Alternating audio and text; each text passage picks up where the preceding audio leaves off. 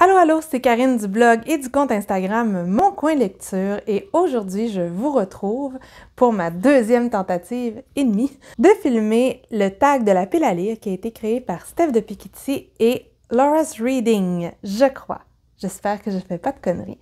Donc, pourquoi je me suis repris, c'est que hier, j'ai tenté le coup, je me suis coupé la tête. Mais tu sais, pas couper la tête, genre un petit peu, couper la tête complètement. C'était pas parfait. Donc, ensuite, j'ai réessayé. Le son, c'était une catastrophe. Donc là, j'ai mis mon micro, mais je sais pas s'il fonctionne. Tout va bien. Donc, c'est un nouveau tag qui a été créé, 6 questions par Steph et 6 questions par Laura. Pourquoi je voulais participer? C'est que j'étais présente au Twitch où elle nous a questionnés pour trouver des idées de questions. C'était hilarant. Donc, j'ai dit que ouais, j'allais participer, j'allais le faire, même si j'ai pas été taguée. Je m'étais préparé un beau petit carnet pour tout écrire, mais finalement, je me suis dit, ah, il est trop beau et j'écris trop mal, fait que j'ai tout écrit sur un post-it. Je sais pas pourquoi j'ai tant de carnets, c'est toujours la même histoire. Il y a 12 questions et on y va! Première question, quel livre aimerais-tu trouver sous le sapin? Ceux qui me suivent un peu savent que je suis hyper fan de tout ce qui est beaux livres, livres de collection, éditions spéciales, donc j'ai regardé bien entendu, hein, puis dans ceux qui sont pas achetables, donc que je m'achèterais pas puis que j'aimerais trouver en dessous du sapin, j'ai vu de très très belles éditions de Lord of the Rings. L'une est belle avec l'œil. Puis l'autre, chez Juniper, c'est 3 livres qui font l'œil quand tu regardes les dos, là, les 3 collés un à côté de l'autre. C'est tellement beau. Même maison d'édition, chez Juniper Books, j'ai vu une superbe édition de À la croisée des mondes, His Dark Materials de Philip Pullman, qui est une trilogie que j'avais adorée. J'ai lu ça fait super longtemps.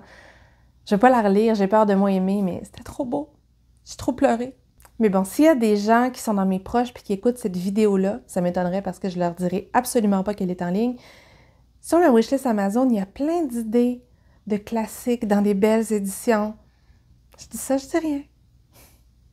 Autre question, quel livre voudriez-vous offrir à un proche à Noël? Alors moi, là-dessus, je me suis rabattue sur la facilité. J'ai pris le roman que j'ai le plus offert à Noël et c'est, sans conteste, La femme qui fuit d'Anaïs Barbeau-Lavalette.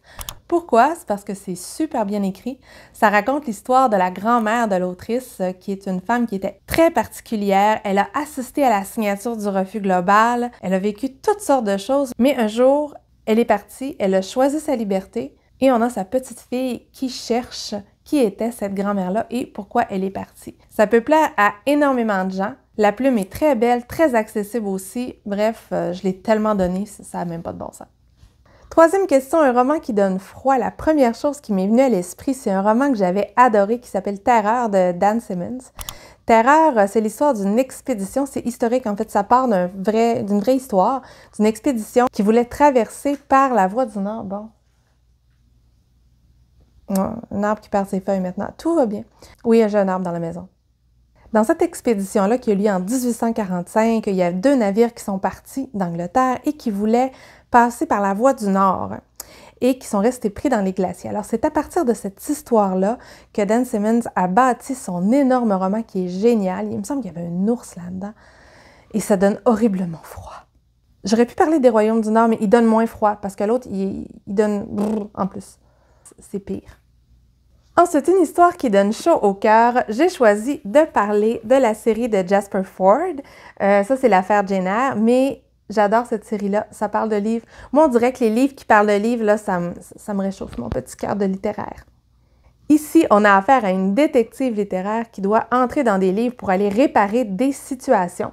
Et dans ce cas-là, il s'est passé quelque chose dans la lande et la rencontre entre Jane Eyre et Mr. Rochester ne s'est pas passée comme prévu, donc il va falloir qu'elle corrige ça. C'est tellement cool de voir les personnages de roman autrement, là. Toute la série est vraiment géniale. Il y a une imagination là-dedans, c'est capoté. Ensuite, avec quel personnage de roman aimerais-tu te réchauffer sous la couette? Bon, c'est compliqué. Moi, je suis pas du genre book boyfriends.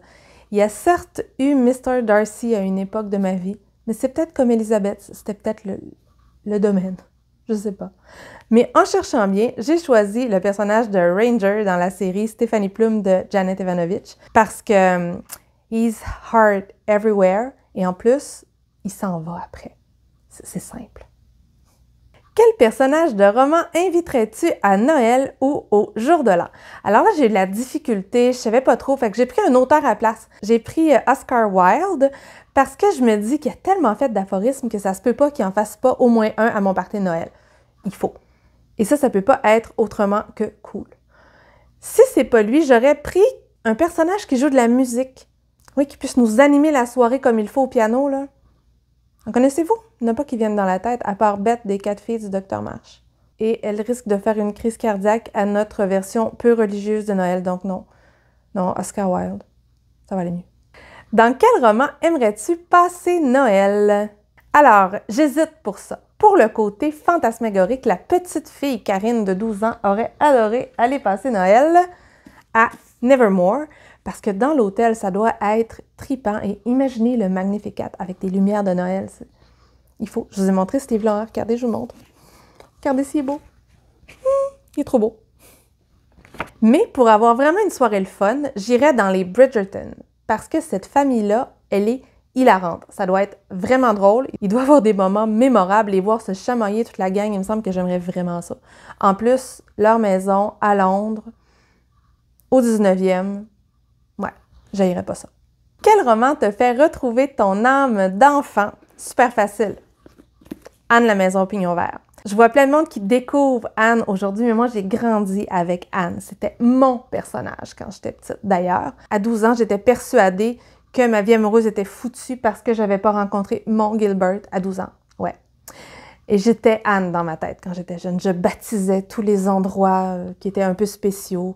Il y avait l'allée des géants, la maison des 1000 fantômes. Il fallait que je passe devant en courant tous les matins pour aller à l'école. Tout ça, c'est la faute d'Anne. Donc oui, mon âme d'enfant, l'imagination, Anne.